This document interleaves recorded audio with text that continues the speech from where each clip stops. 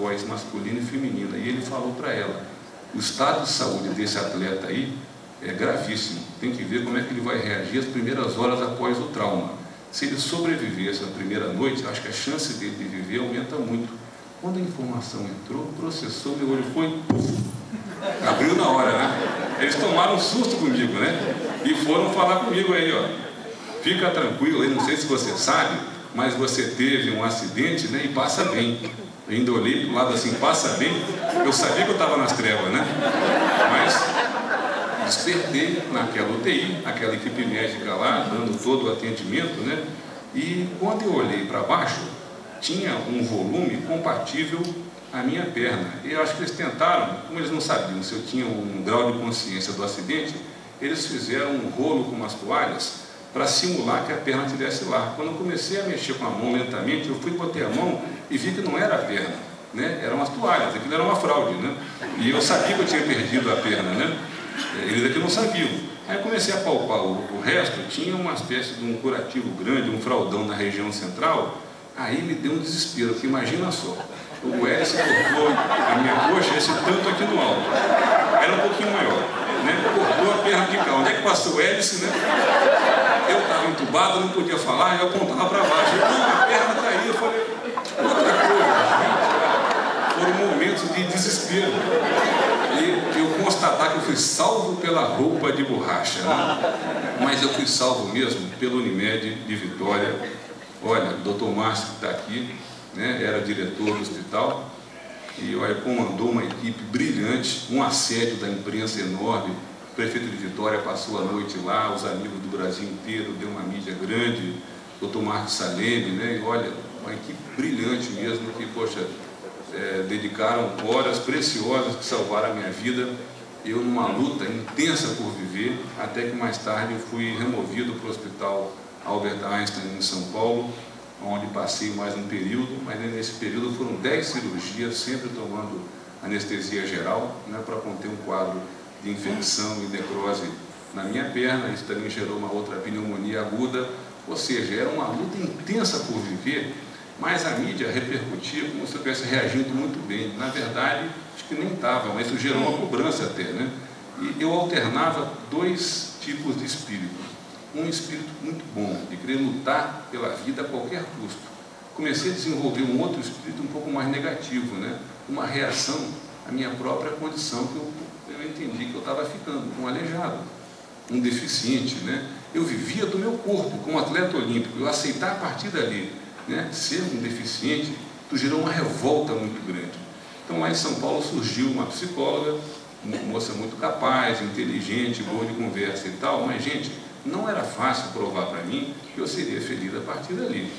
Então, naquela fase ali, o que foi fundamental para mim foi uma coisa que eu jamais esperei. Eu nunca imaginei que isso pudesse acontecer comigo. Era um exemplo, e eu não tinha esse exemplo, né? Então, foi num pós-cirúrgico, de madrugada, entrou uma enfermeira lá do Einstein, chamada Cláudia. Até gerou matéria do Globo Repórter, né? E essa Cláudia pediu licença, né? Eu não tinha visto ela até então, não lembrava, e ela deu a volta do meu leito e foi fazer um curativo no meu coto. E ela, muito otimista, alegre, falou assim: olha, estou gostando de ver, hein? Está ganhando a luta pela vida. Você vai sair daqui andando, não importa como. Uma cadeira de rodas, inicialmente, ou usando um andador, um par de muletas, no futuro uma prótese, vai voltar até a velejar. Ela falou, assim, eu olhei para ela e falei: mas você fala isso que não é com você, né? Ela, quem disse que não? Foi quando ela batucou na coxa dela e eu ouvi um barulho de coisa dura, de toque-toque. Tomei um susto. Eu não tinha percebido, aquela enfermeira usava uma prótese. Ela contou rápido o caso da vida dela, que na sua adolescência ela teve câncer no fêmur. Lutou contra esse câncer, fez de tudo. Tratamentos, cirurgias, quimioterapia. Chegou a um ponto que teve que escolher entre a perna ou a vida. Ela fez uma amputação cirúrgica, se protetizou, voltou a estudar, formou-se em enfermagem, profissão que ela sonhou para a vida dela, e era diretora, né, de plantão de um hospital de renome internacional. E não foi a perna que impediu que ela chegasse no apogeu da carreira dela. E ela contou ainda que ela é casada, tem filhos, uma mulher muito bem resolvida, um semblante de uma mulher feliz, né? e ainda pratica esporte. E olha que a Cláudia pratica, dentre outros esportes, um que é bem pouco convencional. A Cláudia é paraquedista, né? Ela fez a minha cabeça. Eu estava ali buscando referência, já acordei uma outra pessoa, a família viu quanto que eu reagi mediante o caso da enfermeira Cláudia, e a partir dali encheram o hospital de pessoas com deficiência, né? Quem conhece um caso? Manda, né? Eu conheci casos fabulosos, né? De brasileiros, alguns conhecidos, outros nem tanto, né? Mas cada um com um exemplo de superação, né? Olha, de volta por cima, foram fundamentais para mim, para aceitar uma nova realidade de vida. E essa frase define perfeitamente o que representou para mim, a partir dali, uma filosofia de vida, né? E o pessimista reclamou do vento, o otimista espera o vento mudar, mas o realista ajusta as velas para o vento que tem. Eu tinha uma nova realidade de vida, era aceitar ou não. Como que eu poderia ser útil ao país, talvez não mais como atleta olímpico, mas como um simples cidadão?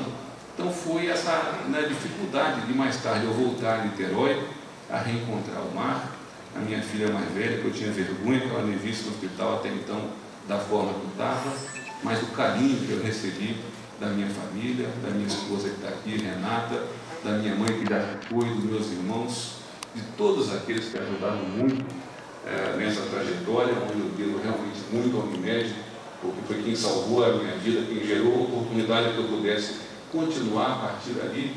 E meses depois, então, veio o que eu julguei ser a superação, que era voltar a competir, voltar a velejar. E essa volta se deu 6 meses após o acidente, numa competição oficial lá no canal de São Sebastião, Ilhabela, nesse barco paulista, né? E um velejador carioca, consagrado, que já estava em fim de carreira, se motivou em voltar a velejar. Se eu voltasse, né, da forma que eu estava, perneta assim, né? Ele achou que era um bom desafio. Ele provou que daria para ser competitivo na vela oceânica, que são barcos de vários tripulantes, e eu poderia ser, segundo ele, um bom timoneiro, que requer técnica e experiência, isso eu já tinha. Requer braço forte, ficou até mais forte usando muleta. O difícil seria eu ter o equilíbrio no balanço das ondas com uma perna só. Então, nessa minha estreia, eu cheguei a desenvolver em São Paulo uma prótese cujo joelho resistisse à água do mar. Eu achei que era a grande solução, que ia devolver o que eu perdi, uma perna, um ponto de apoio. No dia da minha estreia, gerou muita mídia, pessoal filmando, fotografando e tal. Quando subiu essa vela balão, que é essa vela colorida, né, quando ela infla no vento forte, ela infla com uma força muito grande. Adivinha onde enrolou o cabo que sustenta a vela?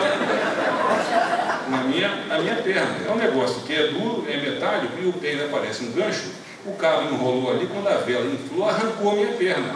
E foi ficando no convés do barco, e a tripulação falou, pega a perna dele e tal.